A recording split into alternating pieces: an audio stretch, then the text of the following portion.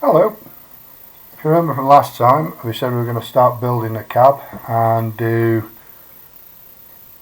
sections, steps 16 and 17, which is exactly what we've done, 16 and 17. As you can see, it's all painted. I did order and buy a set of photo etch for a cab interior by Edward. I assume that's how you Edward, how you pronounce it.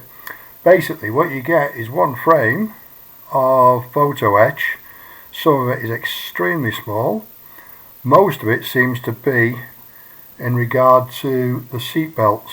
All this is seat belts, and all these are the connections for seat belts. You get a set of windscreen wipers, but you've also already got some on the model itself. There's also some very small handles on the dashboard. Would I buy them again? Probably not. As you can see, I've installed it all. The dashboard, yeah, is well worth it. The control panel here on the side here, a couple of warnings on the levers and on the top, but bizarrely there's one there which is a decal that isn't in the kit, so you have to put the decal on that comes with the kit. Again, what I've done is I've painted as much as I possibly can do before assembling it. Basically what it says is assemble your steering wheel. Assemble the steering wheel. It also says paint the steering wheel flat black. It then says to put all the decals on, but none of that would be painted yet.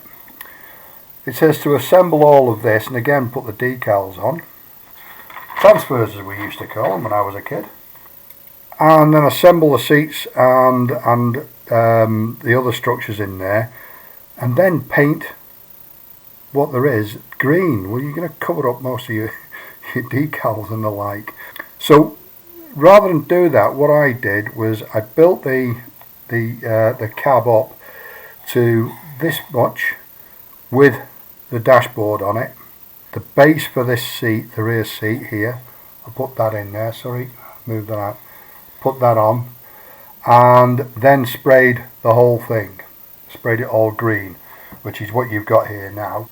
I'd also obviously masked out wherever I knew I needed to put stuff on, and took the masking off and glued the dash, the warning signs, the levers and everything else on.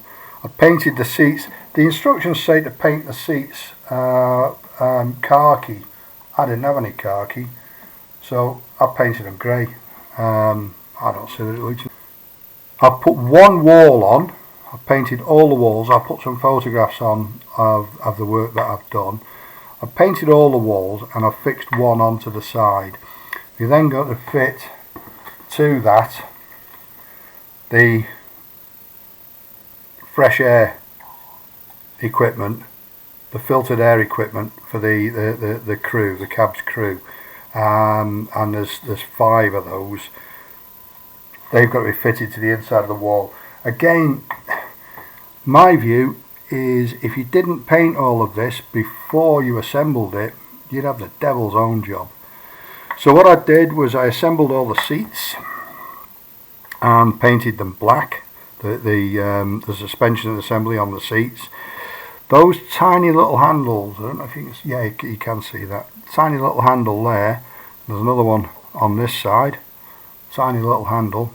Are photo etch and have to be bent in 4 places, which is is quite a feat. You may remember I mentioned the photo etch bender on the last video. Without it, I simply would not have been able to make those. The steering wheel, bit of silver paint as it would be on the spokes, matte black round it, little fire extinguisher, black hose and red fire extinguisher. The rest of the seats I didn't spray the grey on, I hand painted it on, mixed a bit of black and white, it's easy enough.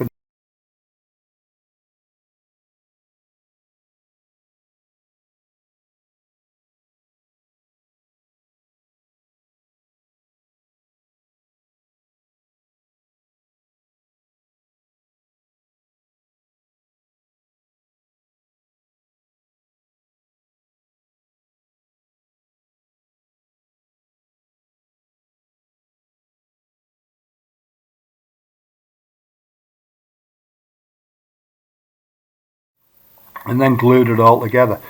I also then started to, for the glass, I've masked out around the edge of the window frame. Some of the glass goes in from the outside, some of the glass goes in from the inside. I took the masking off on the inside, and as you can see, it leaves a mark all the way around. I don't see how you can avoid that. But what I also did, I put glue all the way around, then clipped the glass in, and realised that a little bit of the glue had spilled out onto the outside. So using a cotton bud, I thought that would be easy enough to clean off. I made a right cock up of it. You may be able to see that, you may not be able to. It's got bits of glue all over it. Fortunately, that's the back of the cab, and when the winch gear goes on, you won't see it. It'll be gone. What I intend to do with the rest of the glass now is, instead of peeling off all of the masking, I'm going to peel off a little bit in the corners, put a tiny blob of glue on the end of a cocktail stick and in all four corners, and pop the glass in. Then you'll only be able to see the green here, and it shouldn't get glue on the glass. And if it does, this time I won't try and clean it off. I'll just leave it to set. Another bit of the photo etch that came with the cab kit on the inside there. Lots and lots of little fiddly bits in there. You can see where I peeled the masking off there for the filtered air pipes, and that's about it. That's about as far as I've got yet, and it's quite a lot of work there. Windscreen, again, I've painted it all the way around because you'll never be able to paint that when the glass is in. You make a right mess, I would imagine. And that's about as far as we've gone. It took quite a long time to do that. I think it was a couple of days.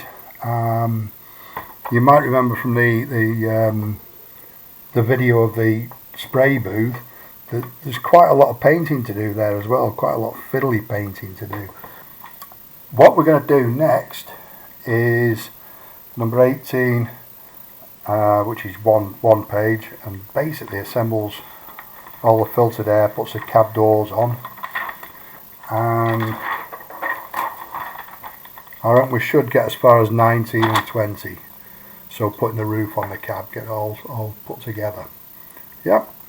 Other than that, not a lot to tell you with this one really. As I say, I'll put some pictures on. You'll be able to see those towards the end, and I'll speak to you next time. Ta-da.